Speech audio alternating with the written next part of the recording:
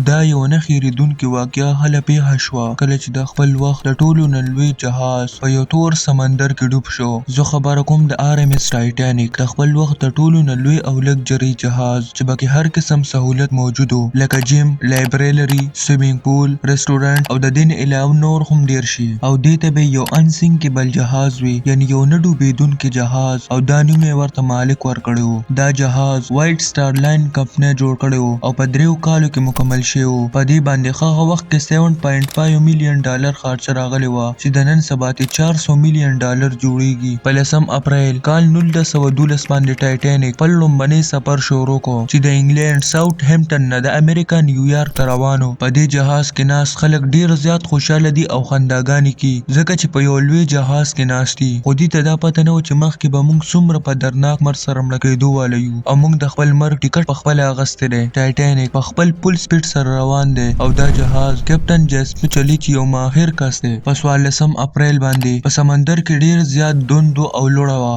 او موسم هم ډیر زیات خراب و. د وریځ د وجې چېرته د سپوږمۍ رڼا هم نه وه او د دې جهاز دپاره دومره سپیډ وهل خطرناک و. خو د جهاز د مالک دا حکم او په کیپټن جیسپي باندې پریشر راوستی و چې ته به دا جهاز په 6 یا په 7 ورځو کې خپل منزل ته رسې، د دې دپاره چې موږ په ټوله دنیا کې مشهور شو. د شپې په 21 منټه کم 12 بجې باندې فریډریک پلیټ په نوم باندې یو کس د جهاز په کروز نیست کې ناست دی او ګوري چې مخې ته د اور یو لوی غر دی او ډیر نږدې هم دی. نو زر تر زره د جهاز عملې ته خبر ورکړي چې ګس طرف ته جهاز تاو کړي. خو د ډیر پریشر او د ورختایۍ د وجې د جهاز عمله جهاز ښي طرف ته تاوي، یعنی د اور غر طرف ته. د جهاز مخکنۍ حصه د اور د غر سره جنګیږي او په جهاز کې ډیر تیزۍ سره اوبه داخلېدل شروع شو. تاسو به اوس دا سوچ کوئ چې دا جهاز دومره کمزوری و، خو نه، ماهرین وایي چې په دې جهاز کې غټ غټ سوري ځکه وشو چې دا جهاز د اوسپنې نه جوړ و. خو دلته چېرته سټیل استعمال شوی و، نو د دې جهاز بیا ډیر چانس و چې دا بچی و. د اور دا غر سورکوټي غر نه و، د دې سایز د یو فوټبال ګراوند هم نه و.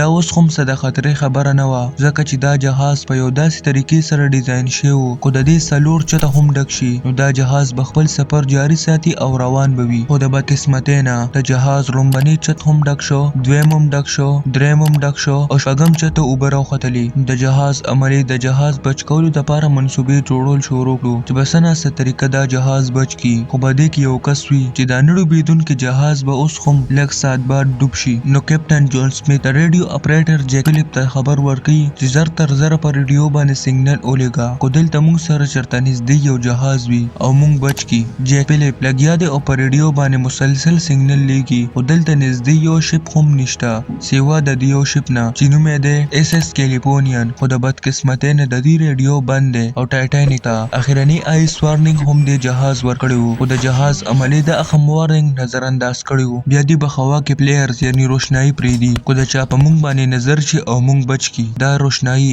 SS کیلیفورنین شپ کې چې کوم کسان وو د هغې ولیدلي او هغې خپل کیپټن هم را خبر کړو چې ضرور دغه ځای کې څه چل شته. خو کیپټن یې ورته وایي چې دا ماته ټایټانیک ښکاري او په ټایټانیک کې ډېر مالدار خلک دي، هغوی به ضرور څه جشن مناوي. اخر هم 20 منټه بعد یو بل جهاز ته سیګنل ورځي، RMS کارپیتیا. اوس هم دا جهاز 107 کیلومتره لرې و چې په رارسېدو کې به 3.5 غنټې لګي. بیا کیپټن جیسپي د جهاز عملې ته دا وایي چې د لایف بوټس په مدد سره د جهاز نه خلک وباسي. خو دلته دې یوه لوی غلطي نه یوه لوی بېوقوفي هم کړې وه چې په جهاز کې د 15 لایف بوټسو ځای و، خو دوی پکې صرف 20 لایف بوټس ایښي وو او په جهاز کې ټوټل 2240 کسان وو چې په دې 20 لایف بوټسو کې 1200 کسان ډېر په اسانۍ سره راتلی شو. خو دلته دې یوه بله غلطي هم وکړه چې په یو لایف بوټس کې 80 کسان راتلی شو، خو دوی پکې صرف 15 او 13 کسان کېنولو. جهاز په مزه ډوبېږي او په جهاز کې ناست خلک ډېر زیات ورخطا دي او د خپل ژوند بچ کولو کوشش کوي. اخر د شپې ټوله بجلي بنده شوه او جهاز په میز دوه شو. چاله چې لامبو ورتلله نو د یو څو منټه پورې لامبو یې ووهله، خو د بدقسمتۍ نه په دغه شپه د اوبو یخوالی -2 سنټیګریډ و چې یو انسان ته په نیمه غنټه کې دننه مرګ واقع کېدی شي. او په دې کې څه داسې خلک هم وو چې هغوی خپل مرګ ومنه او په جهاز کې دننه پاتې شو.